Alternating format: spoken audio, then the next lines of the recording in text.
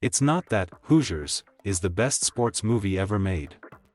It's that Hoosiers is still the best sports movie ever made. As barroom debates go, it's a topic that is often broached while sipping a pint, but there need not be a discussion. Sorry, Rocky. Apologies, Field of Dreams. Nice try, Raging Bull. You're all fantastic, but Hoosiers, which was released 35 years ago this month, remains the gold standard in sports cinema, the quintessential story of an underdog, redemption, overcoming adversity, and putting the team ahead of the individual. Loosely based on the Milan High School basketball team that improbably won Indiana's 1954 state championship, the film focuses on Gene Hackman's Norman Dale, a coach with a checkered past who takes a job running the high school basketball team in Tiny Hickory, Indiana, much to the chagrin of the townspeople who don't take too kindly to his methods, especially when the squad struggles early in the season. Steve Holler, who starred as Rad Butcher, one of the players on the team, agrees it is the best sports movie ever made. I think it has affected every sports movie, that is, even ones that are not basketball. I think that there are sections, themes, storylines, ideas that are taken straight from Hoosiers. Sure, Holler may be biased, but he's not alone in his opinion. NBC News national political correspondent and Hoosiers superfan Steve Kornacki also thinks it's the best sports movie of all time, but more than that, there's something righteous and heroic in Gene Hackman's character. He's getting a second chance he never thought he'd have, he's determined to do things the right way this time, and he won't bend even when the mob is about to run him out of town.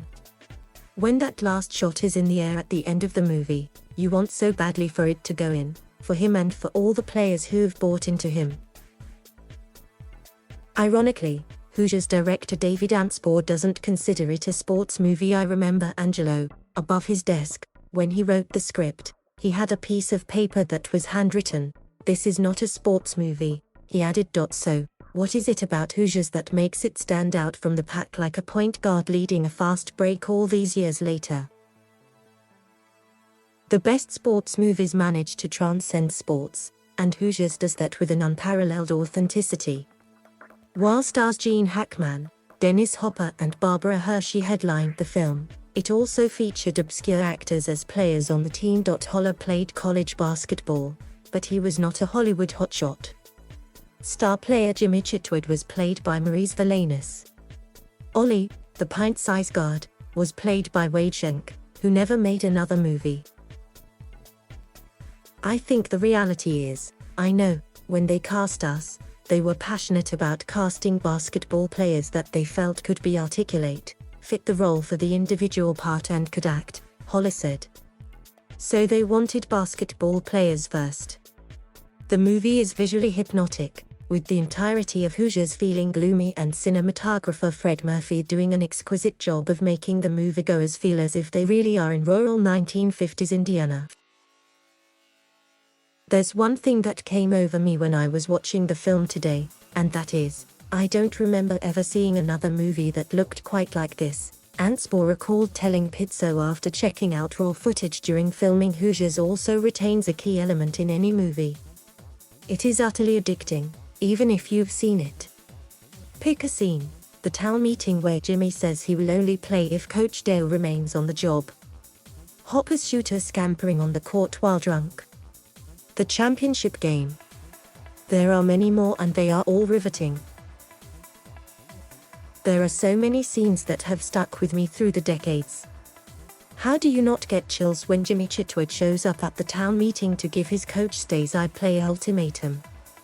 Kornacki said, I think the fun part over the years has been how many times I've seen that movie.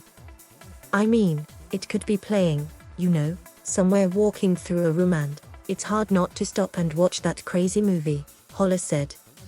No matter where it is in the movie. It's not like, oh, I've seen that part.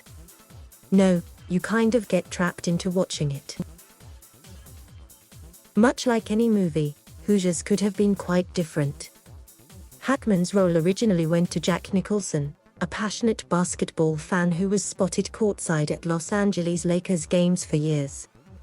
Anspor said Nicholson ultimately had to pass because he became involved in a lawsuit over another movie he was supposed to make. Brian Dennehy, Burt Reynolds, Robert Duvall and Paul Newman would all be approached about the role, but Hackman ultimately landed it.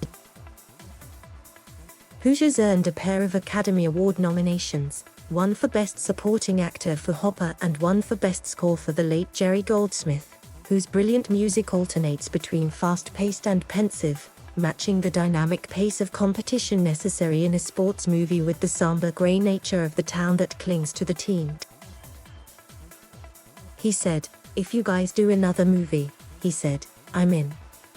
I'll commit to it right now," Anspor said about Goldsmith. Anspor himself sees some of Hoosiers in another sports-themed project that has captivated audiences, the Emmy-winning Ted Lasso.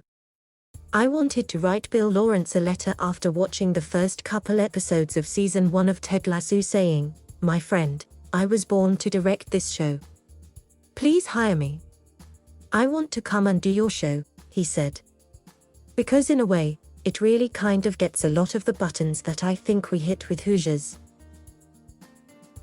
Anspor also said the movie gets some real-world use. "I've talked to a lot of people, actually even a professional coach, but I've talked to a lot of high school coaches and some college that say they would screen that movie at least once or twice during the season, try and inspire the team," he said. 3 decades after its release, Anspor feels the legacy of Hoosiers is hard to define. "I have no idea," he said. "It's like asking any artist, I think, when things work out, and something has taken on its own life, and it works, whether it's a piece of music, or a painting, or a novel or something like that. You just don't know, until it's out there. Sometimes magic happens like this, and I can't explain it," he added. "I don't know what the legacy is, other than as an artist to be just true to what your initial message is, what your goal is with the film, and to tell the story as honestly as you can." Holler, who is now a dentist in his native Indiana, is proud to be part of a movie that has more than stood the test of time. "I'm always amazed, I'm always humbled," Holler said. "If you had to pick one movie to be in, let alone one sports movie, boy, fate would have it I picked the right one, for sure."